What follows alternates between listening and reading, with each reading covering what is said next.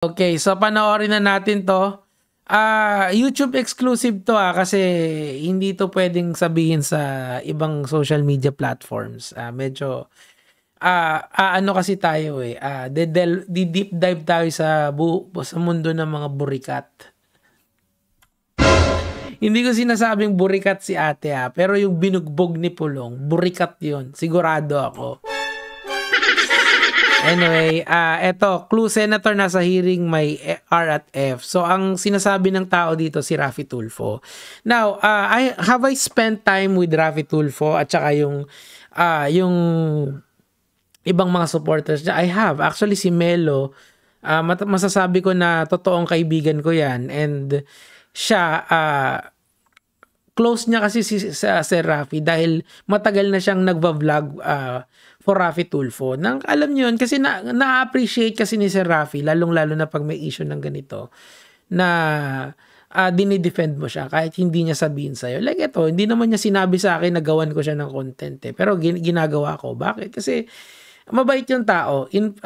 Yung personal experience ko sa kanya, sinabi niya sa amin nung pumunta kami dun sa pa-party niya sa mga supporters ng Raffy Tulfo in Action, yung foundation nila and yung show nila. Pag may kailangan kayo sa akin, kahit ano, lumapit kayo sa akin. Whether it's medical assistant, legal assistant, lapit lang kayo. So gets nyo. So talagang sobrang bait ni Raffy Tulfo. Sobra talaga. Hindi matatawaran. So etong mga ganitong cheap shot na to, nakakabwisit yan. Kasi ako, may idea ako ano yung totoong nangyari dyan. Pero hindi ko na para kisabihin pa. Nandito ako para i-point out yung hypocrisy nitong putang inan to.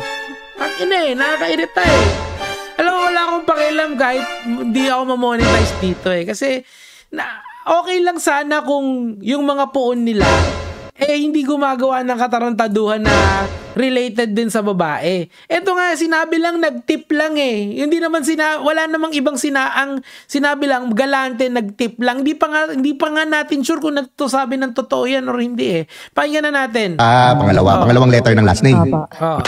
Okay.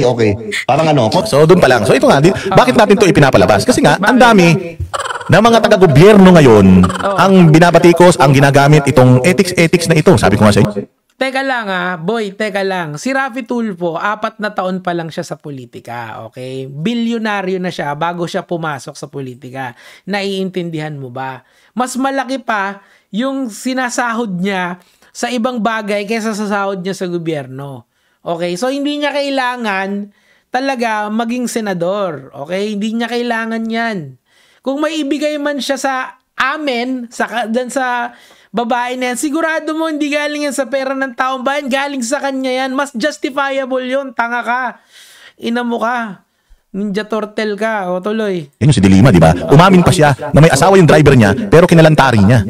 Hindi yun inamin. Kita mo pati yung detalye. Hindi niya. Ang umamin doon, yung driver, hindi si Dilima. Okay? At saka bakit mo nire-relate yan kay Dilima? Okay. Ngayon, ang usapan dito, ang sinabi, nag-tip. Allegedly nag-tip. Hindi ka sigurado doon. May idea ako. Kasi si Sir Raffy, mabait naman talaga. Pero para mag-tip ng ganyan, hindi naman siguro kapanipaniwala yan. Siguro 50. Kung talagang kasi yung eto nangyari to talaga doon sa nagpa-party ang RTIA. Okay, lahat ng doon ng tao doon nakakuha ng tip, pati yung mga tawag dito, pati yung mga serbidor at saka yung nasa casino floor na mga napadaan lang na employee, nagbigay din siya. Lalo naman doon sa mga empleyado niya. Bakit? Kasi mabait nga yung tao. Gets mo ba? Walang keme-keme. Tingnan mo, si Raffy Tulfo ba yung tao na bumibili ng mga sports car, maraming lupa? Hindi ba wala naman? Wala naman kayong makita. May flood control ba si Raffy Tulfo? Wala. Meron siya. Ito lang yung katangi-tangi issue. Mamaya gets ko kasi kung ba't nagkakaroon ng smear campaign ngayon si Raffy Tulfo Parang as if naman problema sa inyo na may babae yung mga senador nyo. Tandaan nyo, si Pulong Duterte, may kaso yan. Kaso, may facts. Kaya sinampahan ng kaso. Ano yung kaso niya? Ano yung ina-allege nung lalaki na nakita sa CCTV? 'Di ba? Anong ginawa? Sinuntok. Bakit niya akmang sasaksakin pa, 'di ba? Ano yung pinagmulan nun? Babae, ayaw niya magbayad. Ayaw niya magbayad doon sa burikat. Tapos ikaw, nagagalit ka dahil nag-tip lang. Oh, diba? Siguro 50, 10,000. Siguro medyo ano pa yun medyo totoo pa yun. Kasi bilyonaryo naman si Tulfo. Nasa SALN niya yun, diba? Kinang ina nakakairita men. Like sobrang nakakairita. Like the level of hypocrisy dito is next level talaga. Yung matanda na lang yung matandang digong, 'di ba nang susupsup ng mukha 'yon? Sinusut-sut yung mukha niya, putang ina. Nanususut-sut, 'di ba? Yan, tapos may problema kayo sa lalaki na nag-send namigay ng pera sa babae. Anong problema doon? Yung kinakwento nga sa akin ni Melo, sobrang galante daw talaga ni Sir Rafi doon sa Christmas party nila. Lahat daw talaga na nabigyan ng Christmas bonus. Lahat, kahit hindi staff ng RTIA. Ganun siya kabayad. Sana nga sumama ako Kaso hindi, busy din kasi ko. Pero pag naririnig ko tong mga ganito, alam ko naman yung political landscape, gets ko Kasi si Rafi Tulfo second in place Tandaan nyo, hindi naman siya nagde-declare ng magpe-presidente siya, 'di ba? Nakita niyo na ba na mag-announce siya ng presidente? Hindi, trabaho lang. 'Di ba nga siya nga yung top senator ngayon in terms of workmanship sa Senado. Yung mga naninira kay Rafi Tulfo, ano sinasabi? Hindi nagpapasok yan, ulol nyo. Inis. Nakakairita talaga, men. Like, ano ba naman to? Ang babaw nitong issue na to. Pero pinalaki, hindi nga confirmed yan diba? Allegations pa lang yan. Okay? Kung nagbigay man, anong nangyari? Realties of a woman, hindi man na ethics yan. Ito si Rufy Biazon ng Muntinlupa. Guilty po yan Guilty po si Rufy Biazon sa malversation tsaka sa di ba nagbibigay siya ng ibang tao. Wag tayong lumayo dun kay Pulong at saka dun sa kay Rodrigo Duterte. Wag din tayong lumayo. Di ba may girlfriend din si Sino ito? Yung isa, si Sara Duterte, yung Tibo, di ba? Tibo yan Sabi ni Montulfo, ako naniniwala ako doon, yung si Sulaika. Alam nyo, huwag niyong puntusan yung tao kasi mabait sa kahit sinong tao. Mas pag nagandaan di ba lami ang lawa? Bakit nagagalit ka? Putya, yung matandang Duterte parang basta may mahaba buhok tas may butas, gigil na Nakakainis talaga, men. Like ako, minsan na lang ako mag-Tulfo content pero I cannot stand this hypocrisy nitong hayop na to. Di ba nakakainis Ang taloy. Basta sa pagdating sa pondo ng kanyang distrito, paggamit ng pondo ng kanyang distrito, may kulong po yan 6 to 8 years. Tapos sige, alam mo na yung batas. Ano yung punto mo? So di ba dapat tinatanggal ng ngayon ito si Kiko Barzaga sinuspinde sa Kongreso dahil lang sa pino-point out niya yung mga hypocrisy. Gusto niya kasing si Rafi Tulfo. Ang tanong diyan, una, totoo ba yung storya? Kasi may investigation dyan Hindi naman po lahat ng chismis na against kay Tulfo paniniwalaan mo. Kailangan papatunayan mo muna yung storya. Ako, may idea ako kung ano yung totoong nangyari dyan. Pero di ko nasasabihin. Bakit?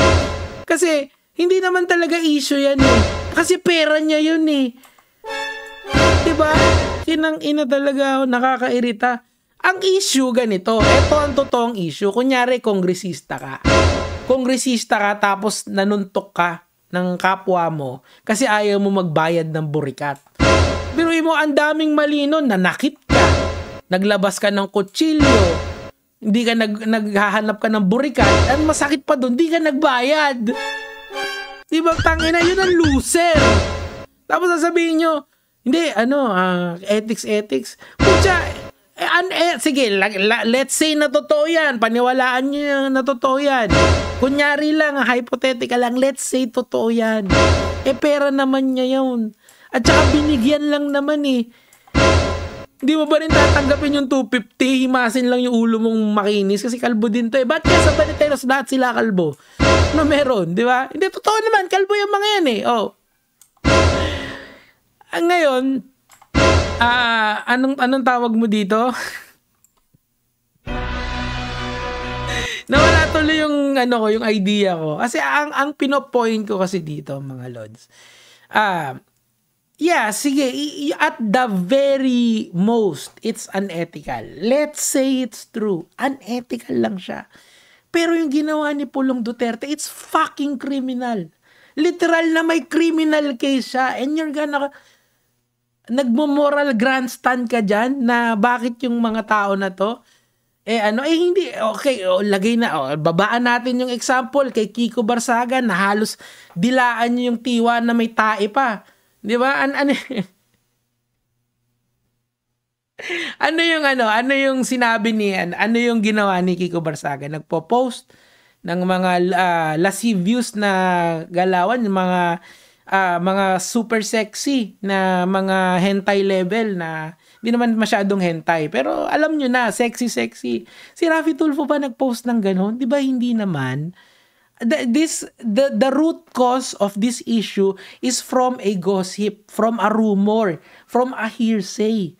Tapos sasabihin mo, kinang-ina ka, na parang nagga-grandstand ka dyan. Wala kang moral high ground sa mga Tulfonatics.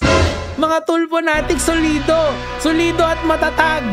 Ngayon, tangina, gusto nyo yan na lang yung pag-usapan natin sa SMNI. Kaso magsasama ako. Magbibit-bit ako ng numero 1 Tulfonatic. Pupunta kami dyan sa inyo. Kami na dadayo. Dadaling ko pa yung tatay mong karton. Kinang-ina mo, yun lang. Gege mga lods.